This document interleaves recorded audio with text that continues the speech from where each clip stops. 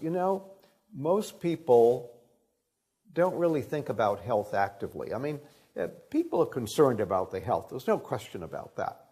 But they're not actively concerned about their health. They're not reading books on health. They're not trying to educate themselves. They're not looking at everything that they eat and everything that they do in their life and trying to be as healthy as they can be. Most people just live their life and don't think much about health. So that's a huge impediment to solving our problems. And so it's something that you need to be apostles of and talk to your friends, your family, your neighbors, and start to get them interested in improving their health, as well as you improving yours. And you can be a shining example as you become healthier and healthier and healthier and more energized. You can be a shining example to all of those around you. So they'll say, hey, what are you doing? Well, I'm trying to be healthy. So health is not an active concern for most people. It's a huge impediment to achieving our goals. So we need to change that. The change needs to start with you. And you need to start taking personal responsibility. We don't teach this. We don't teach people, we don't teach our young people that they are personally responsible for their health. There is no one who is responsible for your health except you. I'm not. Your doctor isn't. Nobody is. You are responsible for your health, no one else. And however, even if you decide to accept this responsibility, you don't know how to do it. Because one, nobody ever told us we were responsible. And two, nobody ever told us how to be responsible, what to do about it. So it's a two-step process. You have to decide, well, I'm going to be responsible for my health. I'm going to educate myself, and I'm going to learn how to get well, how to stay well, how to never be sick again. All of these chronic diseases, and I want to use this word very carefully, there is no compelling reason why anyone should have any of these chronic diseases. And I'll say that again for emphasis. There is no compelling reason why any of us should have any of these chronic diseases. Now, are there genetic diseases that are difficult to deal with? Absolutely, yes. There are true genetic diseases, but you're talking maybe 5% of all disease.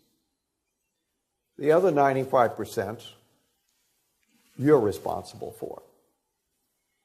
And if you learn to accept this responsibility, learn how to execute this responsibility, you can remove disease from your life, and you can live a very long, disease-free life.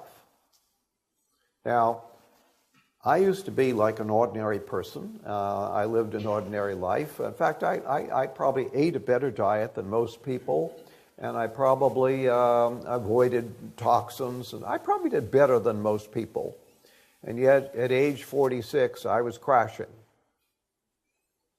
I was tired, fatigued, dragging my tail.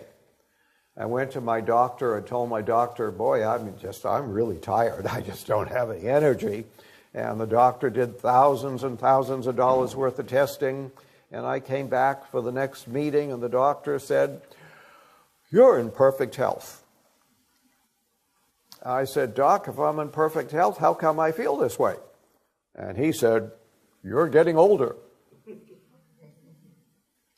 And I said, I've never felt this way before. And he said, you've never been this old before. The ignorance is so profound that it's just astounding. This man, I always go, I'm a quality freak. I want the best of everything. This man was a professor of medicine at Harvard Medical School. That's pretty prestigious. Professor of medicine, Harvard Medical School, and he was so ignorant, he didn't know that if you're tired, you're really, really, really sick. He just says you're getting older. Instead of, hey, you're really, really sick, let's try and make you well. Let's try and find out why you're sick. Let's try and make you well. So 2 more years passed, and by that time, my tail was really, really dragging. And I made another mistake, went to see another doctor. That doctor gave me a diagnostic test to which I suffered a catastrophic reaction, became totally disabled. Went to 36 top specialists, and finally the last one I went to, all these people, they look at you, they measure your symptoms, they come back and they give you a fancy name.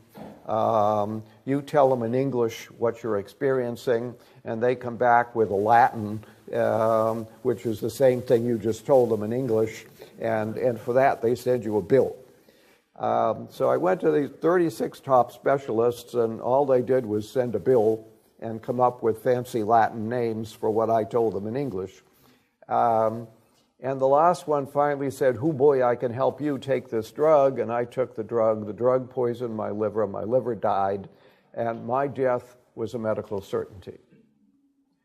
At the last moment, I had to use my knowledge of biochemistry to save my life. And then it took me 2 years of hard work and learning to restore myself to where I could once again function like a normal human being. And after that, I started asking very fundamental questions like, why did I get sick? Why do people get sick? How do people get sick?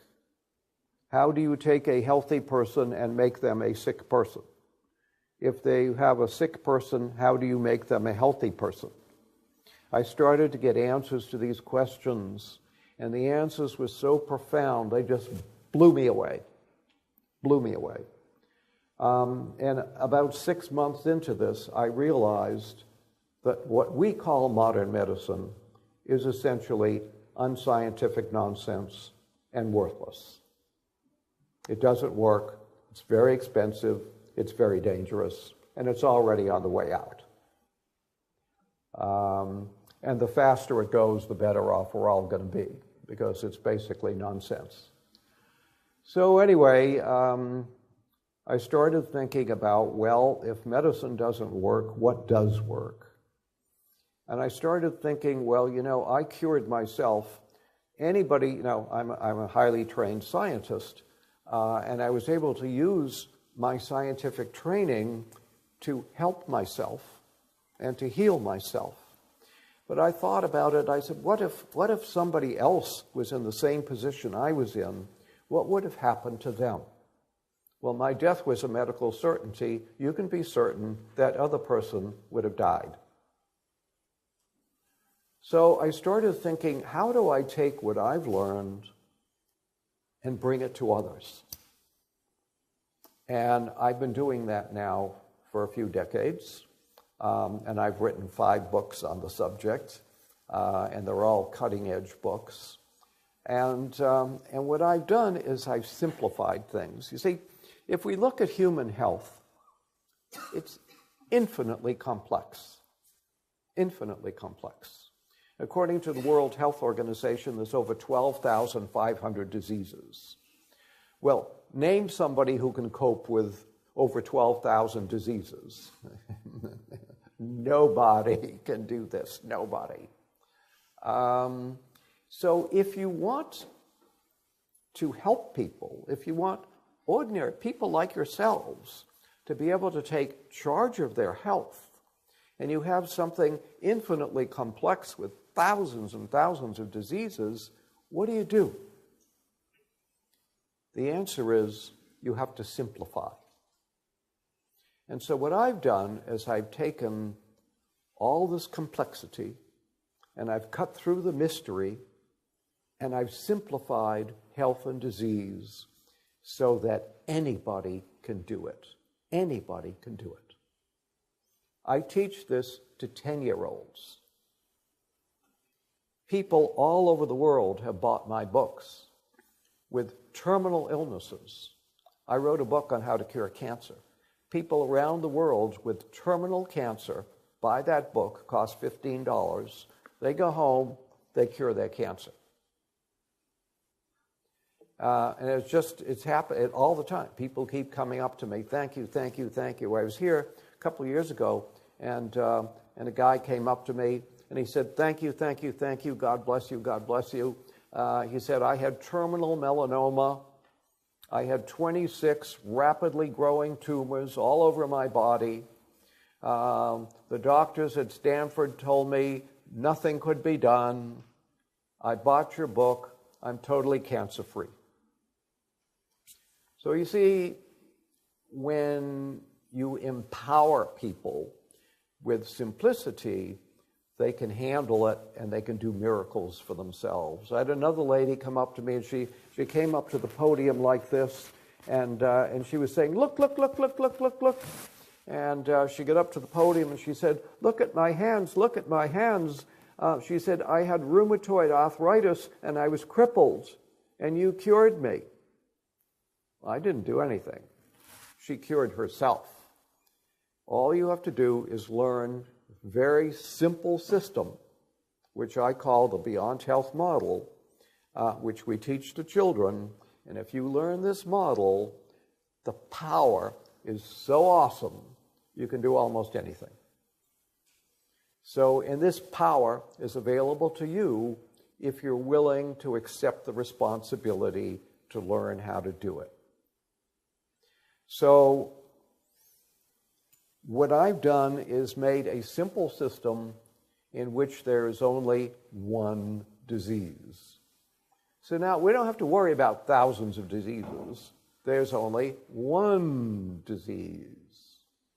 Well, if our doctors say that there's thousands, how can I say that there's one? Well, here it is. See, all of us are made of little microscopic units of life called cells. A cell is a unit of life.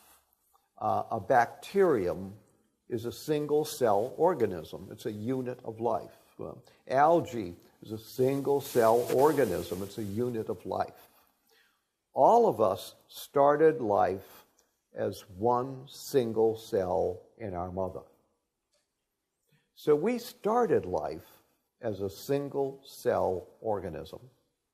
And now we're multi-trillion cell organisms, and we think of ourselves as a body. But you know, that's wrong, because you really aren't a body. What you really are is a community of trillions of cells acting together to make you who you are. The basic unit of life is the cell, not your body. So it's all about the cells. So what is disease? Well, disease is when a cell is not functioning normally.